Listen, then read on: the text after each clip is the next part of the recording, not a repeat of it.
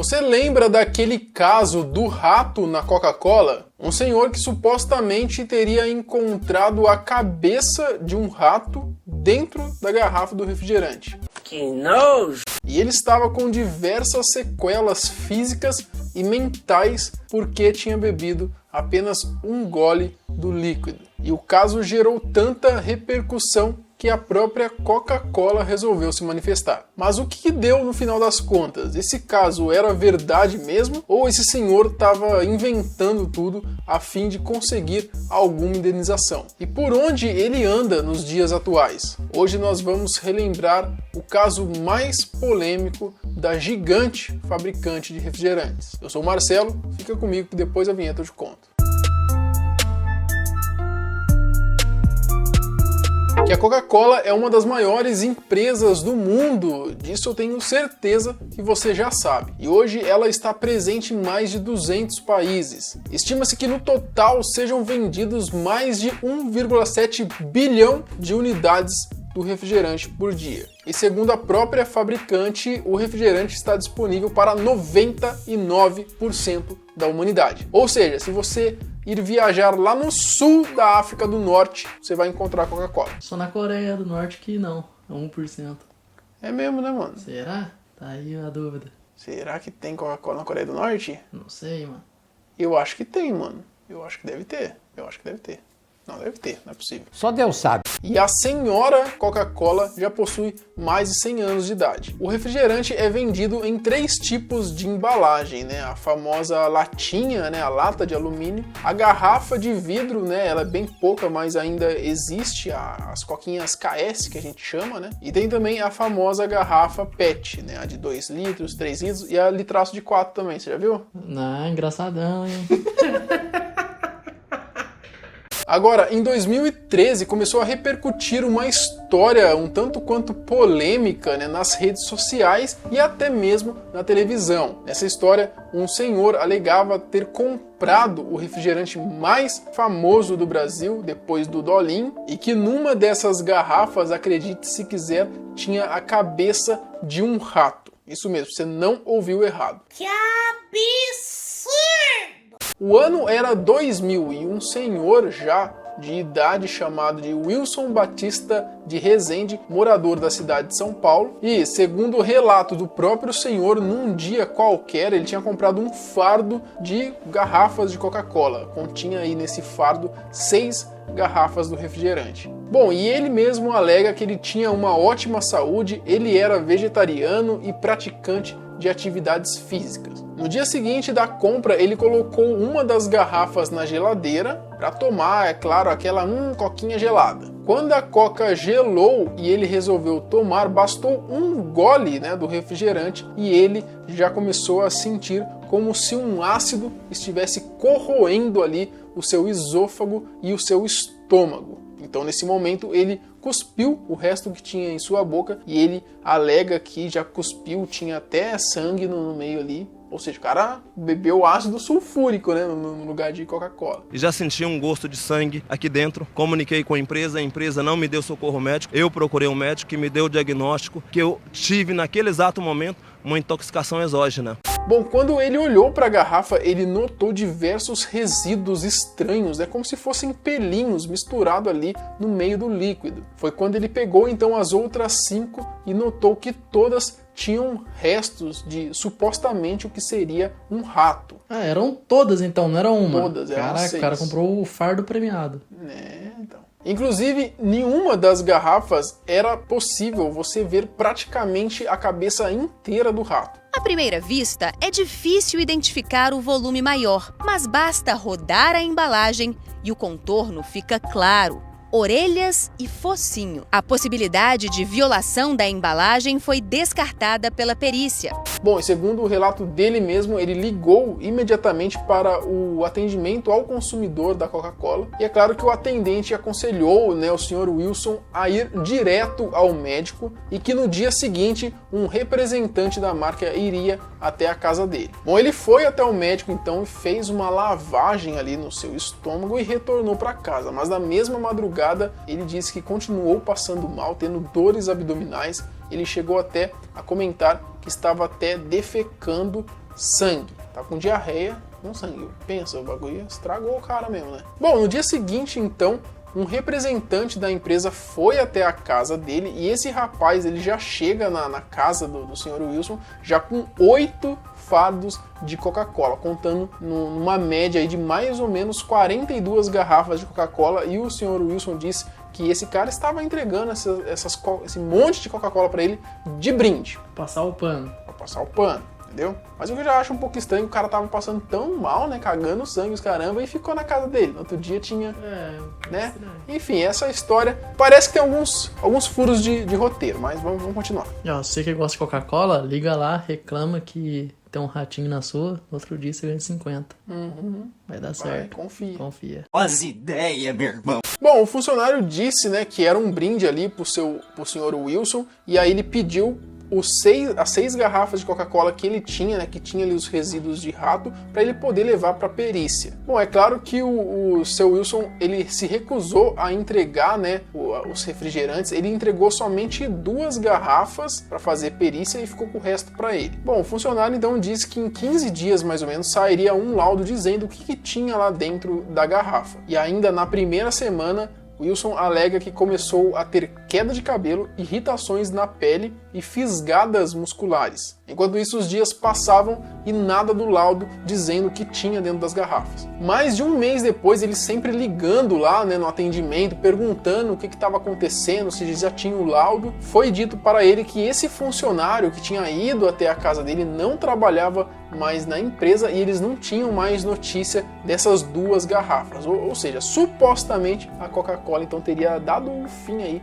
nessas 2 garrafas. Bom, quando ele percebeu que a empresa não ia ajudar ele, ele foi atrás dos médicos, né, que examinaram ele. E aí, segundo o próprio Wilson, misteriosamente ele não conseguia mais contato com os médicos. Ele ligava e não conseguia mais entrar em contato com esses médicos que atenderam ele. Olha aí. Bom, já no início de 2001, o Wilson vai até então ao Ministério Público com o seu advogado para protocolar ali uma denúncia contra a fabricante. Bom, e para dar início, né, à perícia, né, o MP pede as garrafas, ele entrega 3 garrafas, ficando apenas com a que tinha ali a cabeça do rato. Bom, fizeram então uma perícia do lacre e constataram que o lacre não estava violado. Em seguida, a própria Coca-Cola informa que essas garrafas teriam sido invasadas numa fábrica do município de Cosmópolis. E novamente, segundo Wilson, a própria Coca-Cola mandou desativar essa fábrica logo depois, né, que começou a ocorrer aí, seria ocorrida então uma perícia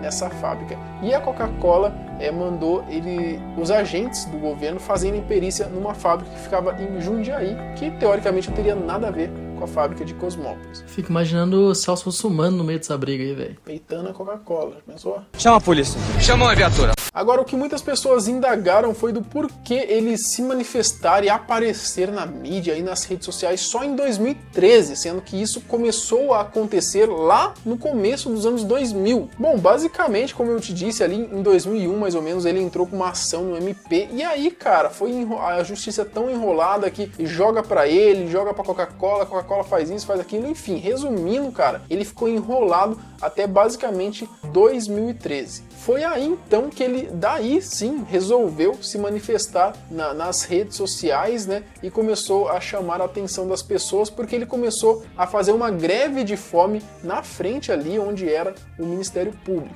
E a partir desse momento, né, as pessoas começaram a notá-lo, começaram a escutar o que ele tinha a dizer, e foi também nessa época que a emissora de TV, né, a Record, ela decidiu fazer uma matéria mostrando o caso do seu Wilson e até mesmo entrevistando. Nessa matéria em si, o seu Wilson, ele tinha agora todos os holofotes que ele queria. E eles chegaram a mostrar, inclusive, a última amostra, né, que o seu Wilson tinha, a última garrafa que tinha ali, estava guardada, as 7 chaves por ele, estava guardada num recipiente com cadeado, e nessa última Coca-Cola aí dele, tinha ali, dava para ver nitidamente a cabeça do rato. E o que deu? Bom, depois da matéria da Record, obviamente começou a causar ali um grande rebuliço. O reboliço foi tanto que a própria empresa resolveu se manifestar numa postagem do Facebook alegando, né, a integridade e as duras medidas de higiene que tinha, né, que continha os seus produtos. E era pra galera ficar tranquila. A Coca-Cola chegou até mesmo a lançar um comercial logo depois do ocorrido. Esse comercial foi passado na televisão e nele era mostrado todo o procedimento de fabricação da Coca-Cola para não restar dúvida de que era um procedimento muito rigoroso e que era praticamente impossível algum animal ou algum resíduo entrar ali dentro da garrafa. Bom, o seu Wilson ele continuou indo em várias regiões para contar, né, o que estava acontecendo com ele. Ele começou então a fazer tipo uma espécie de palestra. Ele ia em algumas regiões e ficava ali com vários banners, cartazes, contando a história dele. O meu nome é Wilson Rezende.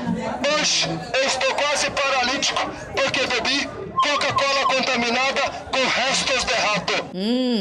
Que delícia. A Coca-Cola era culpada depois de uma decisão feita pelo Tribunal de Justiça de São Paulo. Foi constatada como improcedente, né, essa denúncia do seu Wilson. Ô Marcelo, mas você não disse que o lacre da Coca-Cola estava intacto? Exatamente, o lacre estava intacto, mas isso não significa que não fosse possível você manipular o que tinha dentro do refrigerante. Existe inclusive vídeo aqui na internet ensinando você a fazer isso. Tudo que você precisa é basicamente de duas garrafas. Uma você vai cortar ali um pouquinho abaixo, né, do pescoço da garrafa, digamos assim, e aí você vai colocar ela com a tampinha ali num potinho, na panela com água quente, e assim que amolecer um pouquinho esse plástico, você consegue tirar a tampinha sem destruir o lacre. E aí você vai e coloca a tampinha na outra Coca-Cola que você já abriu e manipulou, colocou alguma coisa ali dentro, e aí pronto, você fecha a outra Coca-Cola com uma tampinha sem violar o lacre. Agora eu saquei! Agora todas as peças se encaixaram! Bom, além do que, o Instituto de Medicina Social e de Criminologia, seu Wilson tinha passado, né, por uma perícia realizada por psiquiatras e neurologistas e foi constatado que ele não apresentava sequelas ou alterações neurológicas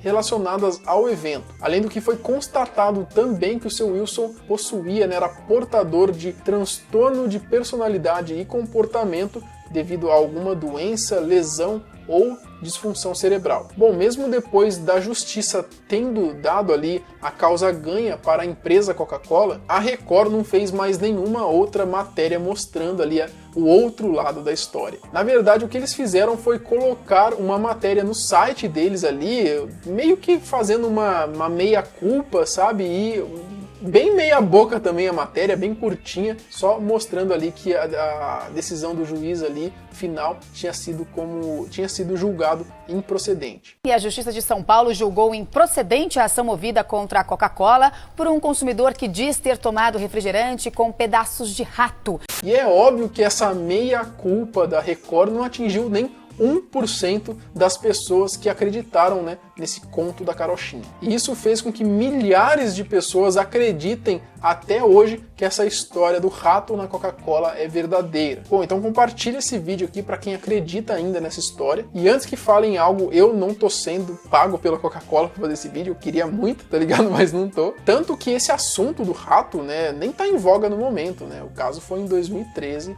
e eu tô trazendo aqui essa história para vocês com a resolução do que aconteceu. Muita gente, apesar de muita gente saber, tem muita gente que não sabe também. Como eu disse, a verdade nunca atinge a mesma quantidade de pessoas que a mentira. E como tá o seu Wilson hoje? Bom, infelizmente eu não consegui encontrar nenhuma evidência, nada de como tá esse cara, nenhum vídeo. O cara simplesmente sumiu da internet. Por quê? Será que a Coca-Cola mandou dar um sumiço nele? E os médicos atenderam ele, então não existia? Então, mas aí o que ele alegou foi que não conseguiu contactar os médicos, tá ligado? Que os médicos sumiram. A justiça não foi atrás dos médicos? Não, pelo jeito. Então, né? É assim, como eu disse, esse conto aí, né? Essa história tem muito furo de roteiro, que analisando mais friamente, depois de tudo que aconteceu, você vê que, mano, que foi uma doideira mesmo do cara, entendeu? E o cara, ele já era meio conhecido por tentar fazer essas coisas. Dizem aí, né, não sei se é verdade ou não, mas dizem que ele ia, tipo, no supermercado, ele tinha treta com o também. E aí ele achava, tipo, as coisas estavam perto de vencer e que escondia assim em algum lugar, sabe? Que os caras que trabalham não iam achar depois pra retirar. E aí depois ele ia lá e pegava o produto vencido e tentava ganhar em cima do supermercado, tá ligado? Isso é safadeza. Eu não sei se essa história é verdadeira ou não, tá? Eu tô contando aqui pra vocês. Mas assim, pra mostrar que tem gente que ainda acredita, né? Eu quero saber de você. Você acredita ou não, né? No seu Wilson? Conta aqui pra mim, aqui embaixo. Eu não acredito. Muito obrigado a você que assistiu o vídeo até aqui. Até o próximo. Tchau.